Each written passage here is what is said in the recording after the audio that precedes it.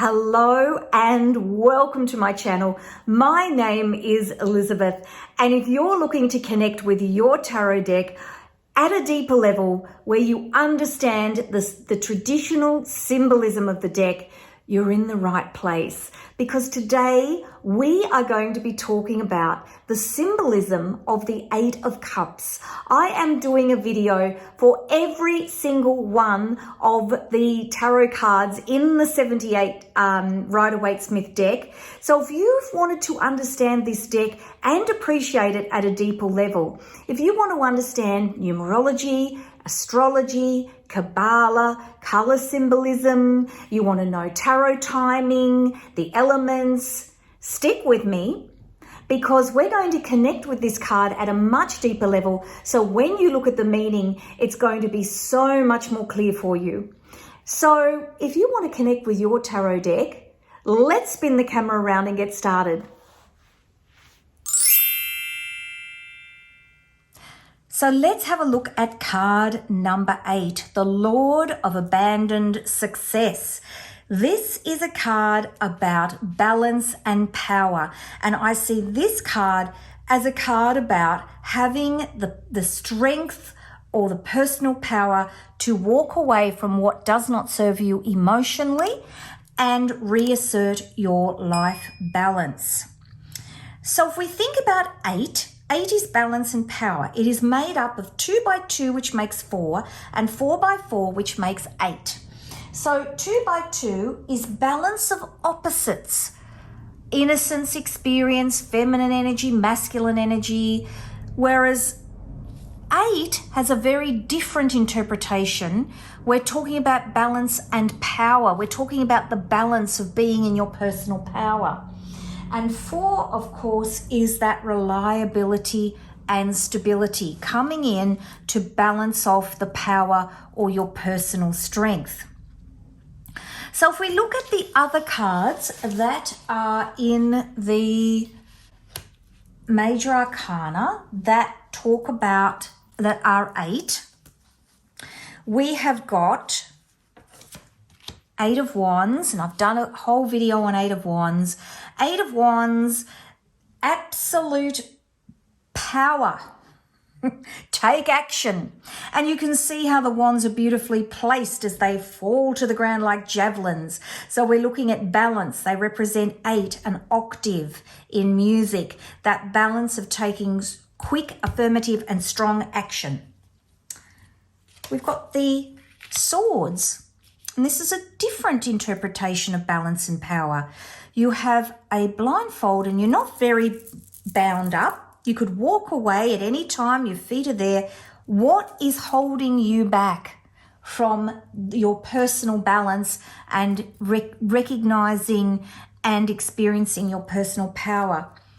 And 8, personal power in methodical action, in being calm, cool, collected, and taking your time. So there's the 4 minor arcana cards. Let's have a look at the major arcana. Of course, I talked a lot about strength, which is the 8th card in the major arcana. Again, the strength of taming the lion. And the star card, which is card number 17, 1 plus 7 equals 8, because we always reduce down with numerology. And this, of course, is about the balance between the unconscious and the conscious world and how that balance helps you to realize your personal power. So there is each one of the cards expressing 8 in a slightly different way, depending upon their placement in the deck. So let's have a look at 8. So this is balance of power. So 8 is made up of 2 by 2, which is 4. 2 is balance of opposites. So we're looking at the balance of masculine and feminine, innocence and experience, which is a different kind of balance to the balance of power, which is a slightly different interpretation of the idea of balance. And of course, the influence of the 4, which is your stability and reliability 2 lots of 4 to make 8. So you've got this balance of power is the meaning of 8. Our timing is Saturn in Pisces, first decan, 19th to the 28th of February, according to me and the research that I've done on the web. There are no dates in the book T. I wish there was, but there aren't. They just talk about the decans. Probably because they think, well, everybody knows what they are. And there's that many opinions on what they are, of course, that makes it all terribly confusing. So if we look around here, we're looking at Pisces. So we've come right around to here and we are in a mutable sign. So a mutable sign is a sign that has a lot of movement in personality. We're looking at and a lot of emotion in personality. So we're looking at Pisces, which of course is a water sign. And we are looking at the first decan, which of course these subdivisions are all about the different nuances in the personality within each astrological sign. So we're here on the astrological wheel, Saturn in Pisces. People, if you want some more detail about the astrological wheel, this is a chart that I've put together.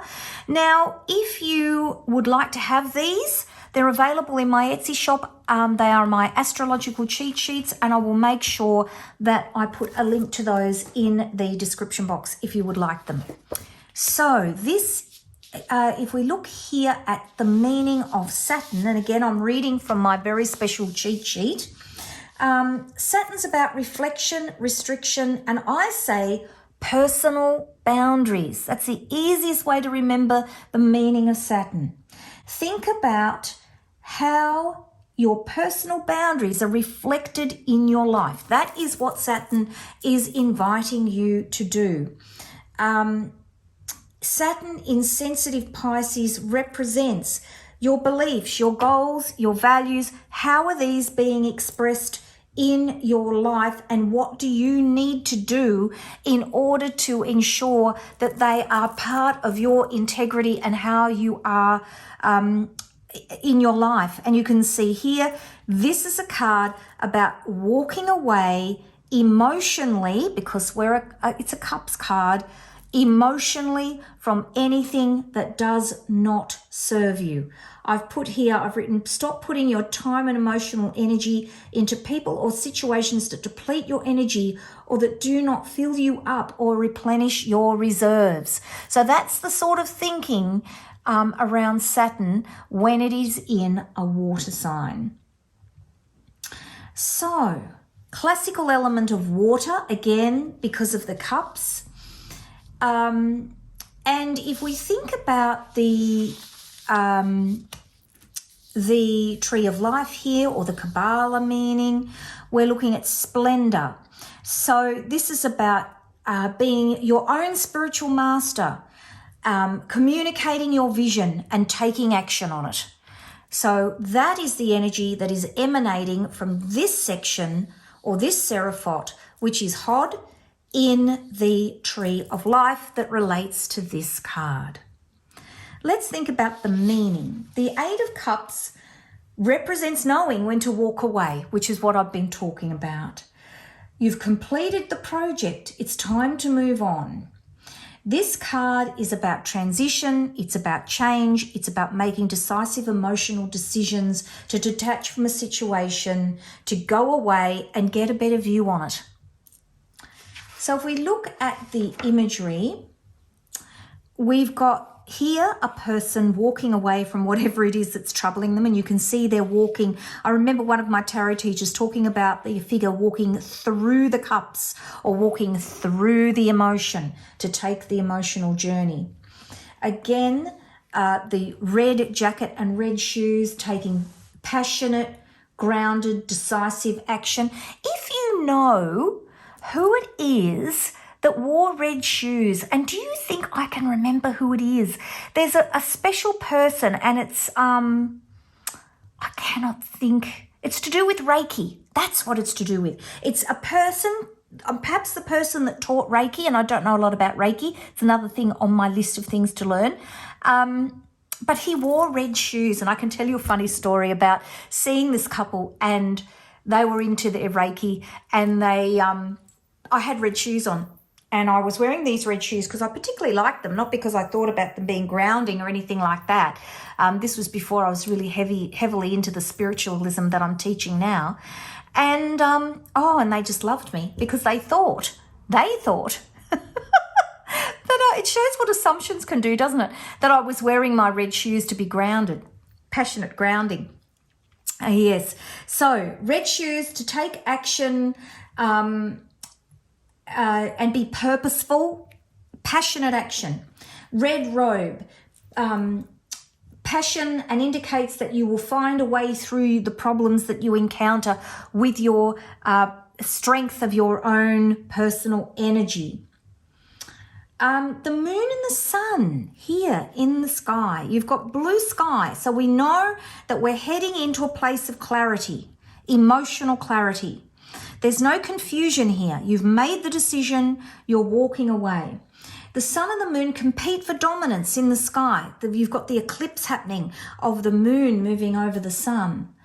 The sun stands for your conscious will, and the moon stands for your unconscious values and beliefs about life. So this is about us taking time away to think about both of those aspects of our lives and how we are more in our integrity. The river, of course, is the flow of life, the flow of emotion, and of course we're walking upstream. So we're walking against the flow of emotion that might be derailing us. The mountain is about the difficulties and blockages on your journey and the goals that you're working hard to reach. So that is the Eight of Cups. I hope that has brought that card alive for you in terms of understanding it. If you love my work, don't forget to like, subscribe, and hit that notifications bell. And I will see you in the next video. Oh, and don't forget to check the description box. I've got lots of free goodies down there for you. All you have to do is subscribe to my newsletter list and you'll receive a whole lot of goodies that come through to you, including the password to my members community where I have all my freebies there for you. So take care, and I will see you in the next video, which will be the Nine of Cups. Take care. Bye-bye.